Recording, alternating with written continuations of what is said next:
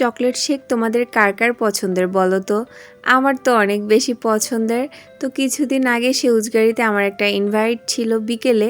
তো ওখান থেকে নাস্তা করে বের হওয়ার পরে আমার মনে হলো যে সেউজগাড়িতে যখন এসেছি চিল অ্যান্ড সিপে গিয়ে একটু শেক খাওয়া যাক, কারণ এখানকার শেকগুলো অনেক মজা হয়। তো আমি এখানে এসে অর্ডার করে বসেছিলাম। আর এখানকার ডেকোরেশনটা কিন্তু সিম্পলের মধ্যেই সুন্দর। এই চিল অ্যান্ড সিপ নিয়ে আমার পেজে অলরেডি একটা ব্লগ আছে, তাই ডিটেলসে আজকে আর অত দেখালাম না। এখানকার সবগুলোর প্রাইসই কিন্তু একদম 100 টাকার মধ্যে, মানে স্টুডেন্ট বাজেটে।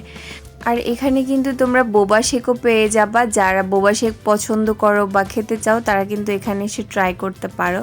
আর এই দিন আমি একাই গিয়েছিলাম, আর এখন কেন জানি মাঝে মাঝে একা একা ঘুরতেও অনেক বেশি ভালো লাগে।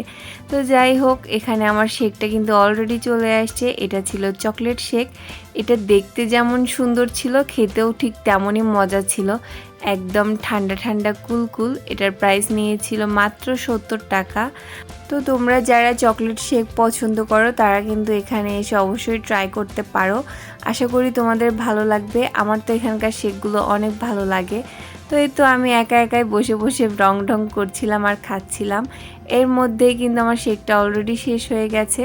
এবার তোমাদেরকে লোকেশন বলি। এটা কিন্তু সেউজগাড়ি মসজিদ থেকে সামনের দিকে তাকালেই তোমরা দেখতে পাবা চিল অ্যান্ড সিপ, মানে একদম লাইটিং করা সুন্দর। তো এখান থেকে আমি বাসার দিকে রওনা হচ্ছিলাম। তো আজকের ভিডিওটা ছিল এ পর্যন্তই। ভিডিওটা ভালো লাগলে অবশ্যই লাইক কমেন্ট শেয়ার করে দিবা। সবাই ভালো থাকো, সুস্থ থাকো। আল্লাহ হাফেজ।